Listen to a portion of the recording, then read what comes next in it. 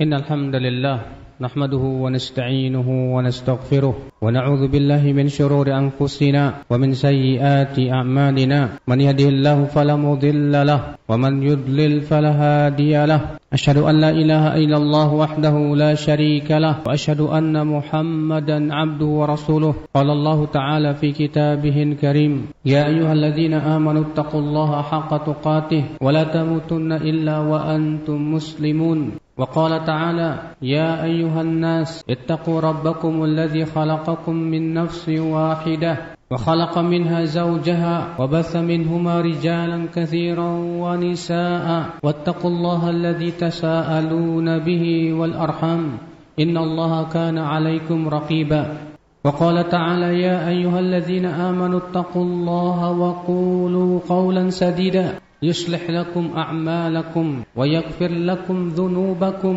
ومن يطع الله ورسوله فقد فاز فوزا عظيما أما بعد فإن أصدق الحديث كتاب الله وخير الهدي هدي محمد صلى الله عليه وسلم وشر الأمور محدثاتها وكل محدثة بدعة وكل بدعة ضلالة وكل ضلالة في النار أمة الإسلام.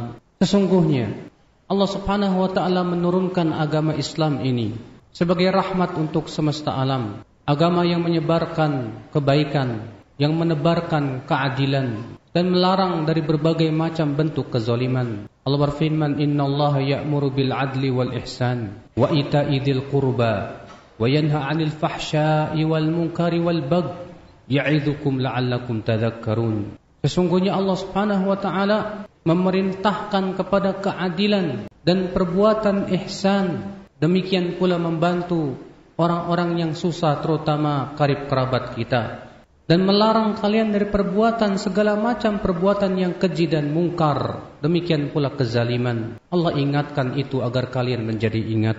Semua keadilan Allah Subhanahu wa ta'ala perintahkan, semua kebaikan Allah perintahkan kepada kita, dan semua kezaliman, semua ketidakadilan dilarang di dalam Islam. Oleh karena itulah ya akhal Islam azakumullah wa iyyakum, bagaimana adilnya Islam yang sungguh luar biasa. Mereka tidak pernah membeda-bedakan apakah ia seorang pejabat atau bukan. Siapapun sama di hadapan Islam, siapapun sama di hadapan hukum Islam. Keadilan Islam akhal Islam azakumullah wa iyyakum tidak membedakan apakah dia seorang mukmin atau kafir. Semua sama di dalam hukum-hukum Allah Rabbul Izzati wal Jalalah. Oleh karena itulah ya akhal Islam, di antara keadilan yang Allah Subhanahu wa ta'ala perintahkan kepada kita, untuk kita tidak berbuat zalim kepada siapapun, walaupun dia orang yang non-muslim sekalipun juga. Di antara perbuatan kezaliman, yaitu mengganggu ibadah-ibadah mereka, di dalam vihara-vihara mereka, di dalam gereja-gereja mereka. Karena sesungguhnya itu perkara yang dilarang oleh Nabi Sallallahu Alaihi Wasallam.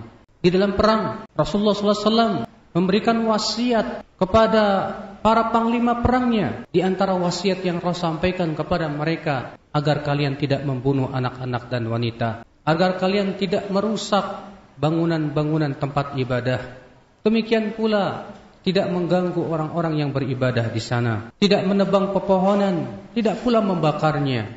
Sungguh ini ajaran yang Rasulullah SAW ajarkan kepada umatnya di dalam peperangan. Bagaimana apabila itu tidak perang? Bagaimana apabila itu di dalam keamanan?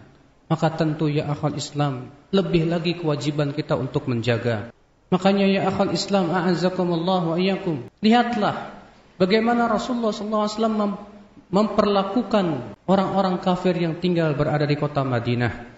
Beliau berlakukan dengan penuh keadilan. Rasulullah SAW tidak akan pernah menzalimi mereka, kecuali mereka yang memulai kezaliman. Akhul iman a'azzakumullah wa iyyakum. Lihatlah dalam sejarah bagaimana umat Islam sangat menghormati agama-agama yang lainnya. Ketika Spanyol telah dikuasai Islam, tidak ada satupun rumah ibadah yang dirusak dan dihancurkan. Ketika Islam menguasai Yerusalem, tidak ada satupun gereja yang dihancurkan. Mereka-mereka yang beribadah di sana dihormati dan tidak diganggu sama sekali. Itulah yang diajarkan oleh agama kita. Karena mengganggu mereka termasuk kezaliman yang tidak diizinkan dalam Islam. Apalagi membom apalagi berbuat keonaran di sana. Itu sesuatu yang dilarang dalam Islam, umat al-Islam. Maka ya akhal Islam, adakah agama yang sangat toleransi terhadap agama lain kecuali Islam? Sama sekali mereka ya akhal Islam tidak pernah mengganggu, bahkan melarang kita untuk mengganggu mereka. Namun di dalam masalah din, dalam masalah akidah, Islam mempunyai ketegasan. Allah Ta'ala berfirman, lakum dinukum waliyadin. Untukmu agamamu, untukku agamaku. Maka ya akhal Islam, ketika kita tidak boleh untuk mengganggu mereka yang beribadah, yang merayakan perayaan mereka, tapi Islam pun melarang kita untuk mengucapkan kata-kata yang menunjukkan persetujuan kepada mereka terhadap akidah-akidah mereka, terhadap hari besar mereka yang tentunya tidak diridhai oleh Allah Subhanahu wa taala. Umat al-Islam a'azzakumullah. Oleh karena itu banyak ulama yang menukil adanya ijma' akan haramnya mengucapkan selamat untuk hari besar mereka. Karena itu adalah pertanda persetujuan kita kepada akidah. Sementara dalam masalah akidah tidak. Kita hanya beriman kepada Allah, bahwasanya Allah adalah Rabb segala alam, Rabbul Alamin, Rabb yang telah menciptakan langit dan bumi, Rabb yang telah menciptakan Tuhan-Tuhan yang disembah selain Allah itu. Keyakinan seorang muslim tak akan pernah berubah, bahwasanya Allah Rabb kita, bahwasanya din yang diridhai oleh Allah hanyalah Islam. Allah berfirman, inna ad-dina indallahil Islam. Maka dari itulah ya akhal Islam a'azzakumullah wa iyyakum, bagaimana Islam mendudukan segala perkara pada tempatnya masing-masing. Islam tidak pernah berbuat zalim sedikit pun juga. Bahkan Allah Subhanahu wa taala berfirman dalam hadits qudsinya, Allah berfirman, "Fala tadzalamu," jangan kalian saling berbuat zalim di antara sesama kalian. Bahkan di dalam Islam, seorang yang dizalimi walaupun dia kafir sekalipun, lalu ia berdoa, maka doa itu pasti akan didengar oleh Allah Subhanahu wa taala. Ummatal Islam a'azzakumullah wa iyyakum.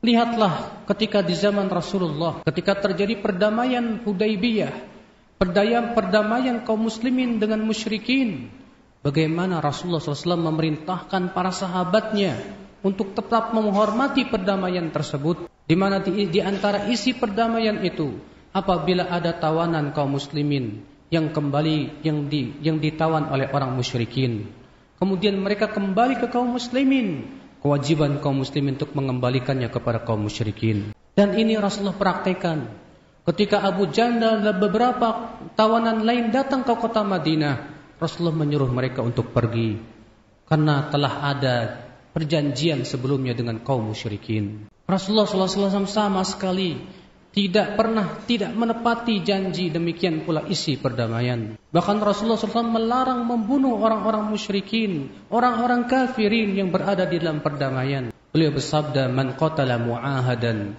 lam yarah raihatal jannah." Siapa yang membunuh orang kafir yang mu'ahad, yang sedang berada perjanjian perdamaian dengan kaum muslimin, maka dia tidak akan mencium bau surga, kata Rasulullah sallallahu alaihi wasallam. Bahkan ketika Musailamah al-Kadzdzab yang jelas-jelas mengaku dirinya sebagai nabi yang tentunya diperangi oleh Rasulullah, ketika mengirimkan utusannya dan ketika utusan ini datang kepada Rasulullah mengatakan, kalau bukan karena utusan tidak dibunuh, aku akan penggal leher kalian. Tetap Rasulullah SAW menghormati semua aturan-aturan. Ketika utusan itu di dalam Islam tidak boleh dibunuh, Rasulullah pun tidak pernah membunuh mereka. Maka ya akhal Islam, itulah keadilan Islam. Walaupun bagaimana Musailamah al-Kadzdzab memerangi kaum muslimin, memerangi Rasulullah SAW, akan tetapi akhi, kebencian kita tidak menyebabkan kita tidak bersikap adil. Makanya Allah mengatakan, "Wala yajrimannakum syana'anu qaumin 'ala alla ta'dilu. I'dilu huwa aqrabu littaqwa." Janganlah kebencian kalian kepada suatu kaum menyeret kalian untuk tidak bersikap adil. Tapi bersikap adillah kalian, karena itu lebih dekat kepada ketakwaan. Aqulu qouli hadza wa astaghfirullah li wa lakum. Alhamdulillah. Assalatu wassalamu ala Rasulillah Nabiyyina Muhammadin wa alihi wa sahbihi wa man wala. Asyhadu an la ilaha illallah wahdahu la syarika lah, wa asyhadu anna Muhammadan abduhu wa rasuluh. Ummatal Islam, demikian Islam, agama yang sangat toleransi terhadap agama yang lain. Namun sudah kita jelaskan tadi, dalam masalah akidah, maka kita tidak diperkenankan dalam masalah akidah ini untuk tawar-menawar. Allah tegas mengatakan lakum dinukum waliyadin. Bahkan Allah melarang kita untuk mengambil mereka sebagai teman-teman dekat kita. Allah berfirman, ya ayyuhalladzina amanu la tattakhidhu bitanatan min dunikum. Wahai orang-orang yang beriman, jangan kalian ambil bitanah, itu teman-teman dekat kita dari selain kalian, yaitu dari selain kaum mukminin. Allah juga melarang kita untuk mengambil mereka sebagai pemimpin-pemimpin kita, karena Allah telah melarang itu. Allah berfirman, wa la yaj'alallahu lil kafirina 'alal mu'minina sabila. Allah tidak akan pernah menjadikan untuk orang-orang kafir jalan untuk menguasai orang yang beriman. Maksudnya, kata para ulama, dilarang kita untuk mengangkat selain muslim sebagai pemimpin kita. Karena ya akhul Islam, Allah subhanahu wa ta'ala telah mengabarkan kepada kita bahwasannya mereka, terutama Yahudi dan Nasrani, tidak akan pernah ridho kepada kita. Allah berfirman, walan tardu ankal yahudu walan nasara hatta tattabi'a millatahum. Tidak akan pernah ridho Yahudi dan Nasrani itu, kata Allah, sampai kamu mengikuti millah mereka. Ketika kita mengikuti gaya mereka, ketika kita mengikuti tata cara agama mereka, mereka ridho. Dan Allah tidak ridho itu, ya akhal Islam, azakumullahu iyakum. Maka jangan kita ikuti gaya mereka. Jalani Islam, berbanggalah dengan agama kita Islam, karena sesungguhnya itulah agama yang paling diridhoi oleh Allah subhanahu wa ta'ala. Aqulu qali hadza